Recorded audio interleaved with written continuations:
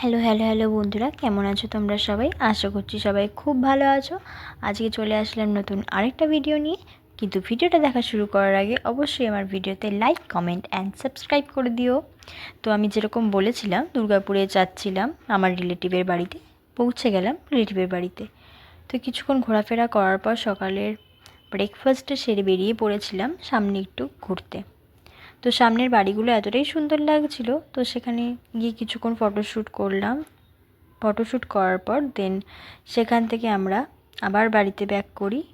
Lunch সেরে আমরা বিকেল বিকেল বেরিয়ে পড়লাম বাড়ির উদ্দেশ্যে। দেখো কখন টাইম কেটে গেল আমরা কেউ বুঝতেও পারলাম না। সকাল থেকে দুপুর, দুপুর থেকে আস্তে আস্তে সন্ধে হয়ে গেল। তো সন্ধেবেলা বাড়ি ব্যাক করার পর খিদে পেয়েছিল, তার জন্য নিয়ে এসেছিলাম চাউমিন আর বিরিয়ানি আলের স্পেশাল চাউমিন, মানে অনেকটাই দিয়েছিল পরিমাণে। দেখা হচ্ছে নেক্সট ভিডিওতে।